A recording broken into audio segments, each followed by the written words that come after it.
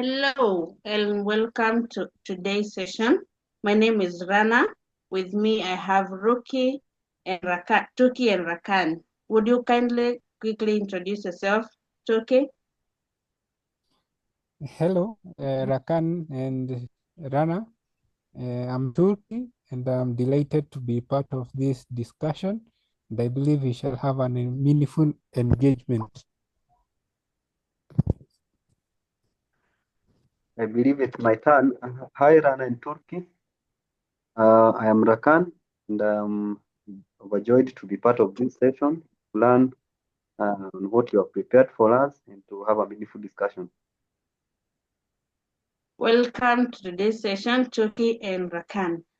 In today's session, we'll be talking about resilience and how it helps, especially in a learning and development work areas. Quickly, resilience is the key. In an environment where skills are needed every day and which helps in improving performance, resilience is key, especially to HR and the management, for them to effectively include learning and to create a learning and development workplace. They require resilience to be able to work effectively. In your own words, could you type two sentences on what resilience means to you, Mr. Rakan? Rakan, you can easily explain what resilience is to you as two key types in very few words. Well, I believe resilience in HR refers to the ability of both the HR professionals and the HR function as a whole uh, to adapt and to recover or even to thrive in the face of challenges, change, or adversity that usually occur in a workplace setting. And mostly, if you take, for instance, what it does to HR professionals, resilience means managing stress effectively, especially during crisis. For instance, you can have areas where there are layoffs, employee conflicts, or even sudden organization changes. So for me, resilience is all about adapting quickly to new policies, technologies, management directions, and it's usually a continuous learning and it's a continuous learning process and involves staying positive even when faced with resistance or even at extreme times you can even have a failure. For instance, let me give you a practical example. You remember during the COVID-19 pandemic, only resilient HR professionals pivoted the remote to work policies and they manage the employees' well-being by maybe checking on them and maintain the even engagement despite the uncertainty that came with the COVID-19. So for me, resilience is all about handling the stress effectively. I hope I'm clear up to that point. Yes, you're very clear. You're very clear, especially the example on COVID. That was very clear. So quickly on resilience, it simply helps especially the HR management to adapt, recover, and stay centered and stay focused at work. Thank you very much, Tuki, for the short description on resilience as Rakan described. In continuing, resilience has a few strategies. There is a way you integrate resilience into workplace. First, we have staying mindful. We have covered the importance of resilience. He has mentioned about staying calm, especially he has used the example on COVID where everything was chaotic and they needed a strategy, they needed a way to keep going. So they used resilience to stay calm. It also helped them in creating a problem, in solving problems, improves problem solving and creativity. During COVID, when everything was shut down, they needed creativity to continue with the work and stay operational as a business under crisis. It also helps in satisfying the job. He has covered about being able to see results of your work. As a HR, you need to see results to be able to continue working and also navigate the changes. Like a COVID was a big change to everyone working and a hectic, very hectic to the HR department. So it helps with the resilience, really helps in navigating through the changes and the challenges. So as we continue, we'll focus on a few strategies that helps in resilience. One is mindfulness. So strategy number one will be covering mindfulness. So quickly, Tuki, could you tell us how mindfulness helps in being resilient? As Rakan helps like. Thank you for engaging me on this point. And I believe that mindfulness is quite imperative as far as building resilience is concerned. And I believe that it helps reduce stress and instances of anxiety for employees. And I also believe that it helps develop or nurture the aspect of emotional regulation. As you are aware that employees encounter different issues in the workplace, and the lack of emotional balance can hamper their productivity, and that is why I believe mindfulness plays a significant role. And last but not the least, I'll say it promotes self-awareness and self-compassion, and not forgetting the capacity to increase adaptability and flexibility. So when you consider those things, then you'd agree with me that mindfulness is a critical strategy that should be embraced in all workplaces. Thank you so much, Tuke, for your response. As we were waiting for Rakan. Yes, I have to say I had an issue with the whiteboard, but now I'm back. But in my case, maybe I would define as mindfulness as the practice of being present, and that means you are aware and you are focused for in that very moment, and you are doing that whatever you are being focused on without judgment. Uh, it helps the individuals manage stress and increase focus while improving the emotional regulation. So that's what I was typing, and I can see it's back. But from my from my knowledge, I believe that that is all there is to mindfulness. And I think Turkey has explained it very well. Yeah, he has mentioned some of his points and my points. I think they are well acquainted. So I think we are on at par. That's a very detailed explanation, and thank you very much. That's very true. Mindfulness is a key in staying resilient at work. In a chaotic environment, while referring back to COVID, it was very chaotic. In a chaotic environment, you need to stay calm and be able to make critical decisions. You need to keep teaching. You need to, for your employees to keep learning. You need to keep developing, and in that moment, it can be extremely chaotic, and therefore, staying calm and aware of the changes is very crucial. Next one will go to resilience.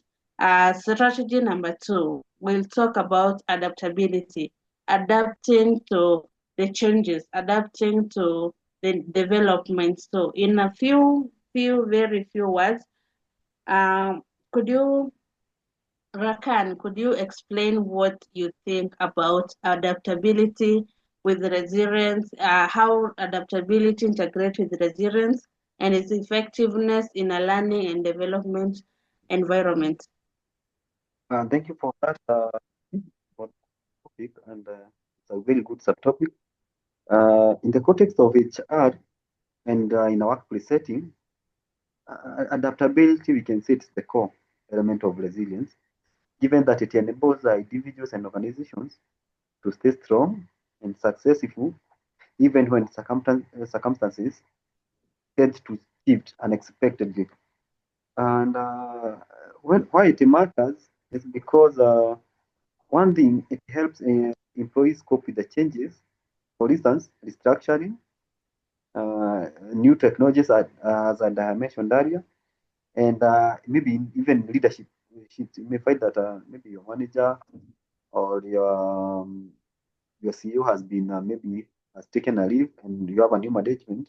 So at those present moments, you need to be adaptable, and you adapt to the new changes for you to be able to cope with the new policies. It also encourages a growth mindset while improving innovation and collaboration. For instance, during a major organization change, like a digital transformation, if we take that case, adaptable employees and HR teams adjust to new tools, workflows, and expectations without even losing a motivation. This turns potential disruption into an opportunity for improvement. You get it? And so I would say Yes, that yes. Yeah. adaptability is the driving force of resilience, in that it allows people and organizations to bend without breaking. So even if you get to that extreme point of bending, you will not break because you have adapted to the challenges, and you emerge even more stronger. So that's my take. Thank you very much. Looks like Tuki forgot to type in a few sentences as you are describing it. Oh, okay. I'm Okay. on it. I think I had an issue with the text tab, but you can continue. Yeah. Yeah. The integration, the communication is very clear, and I'm grateful for that. Okay. In summarization, adaptability, I would say it's, as a manager, you have to adapt first. You need to adapt before, so that you can teach the employees. As a manager, you're the pillar of an organization, which means you have to show them how to adapt first so that they can follow your lead. And being able to adapt helps you being flexible. It's about flexibility and embracing the change. As we have heard, as Rakan has briefly explained, it's about being, it's simply being able to embrace the changes. Okay, without further ado, let's do the final strategy in resilience. We'll talk about positive self-talk.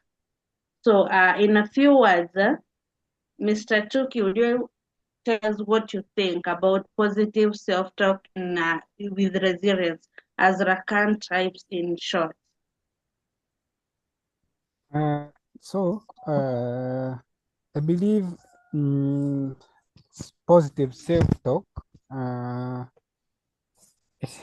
plays also an important role in building resilience, especially because it builds or boosts the confidence and the esteem of an individual. We are all aware that for an individual whose esteem is low, they may not be confident to manage or even handle assigned by the HR.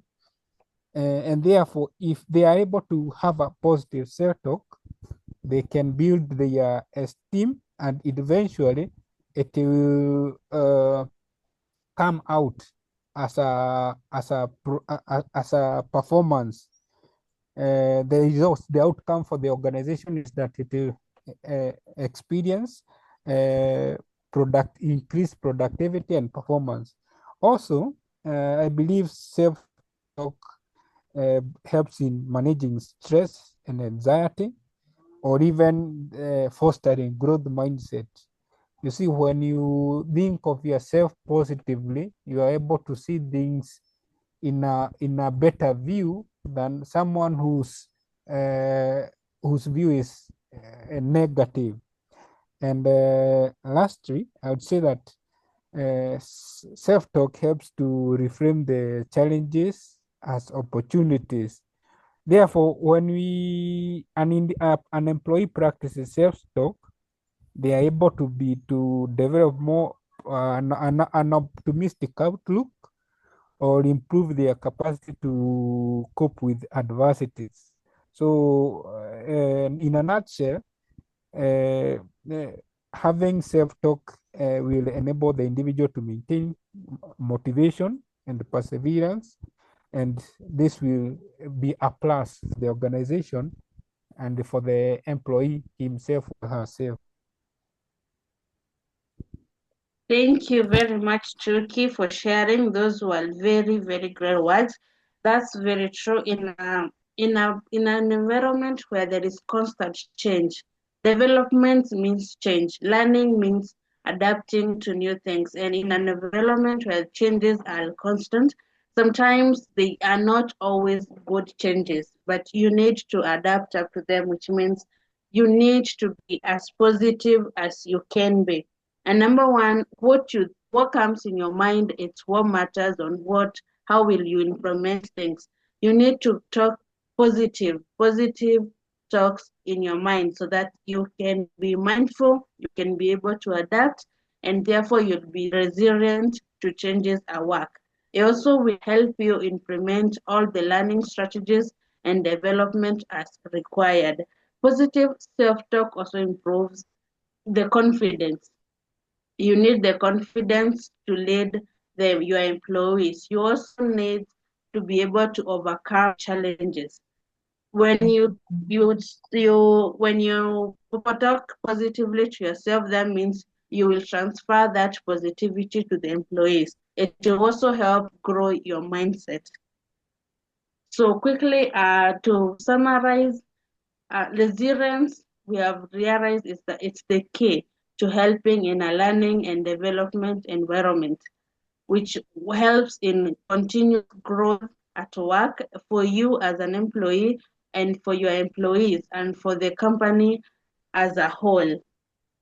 We have also talked about the strategies in resilience, which is mindfulness, adaptability, and positive self-talk.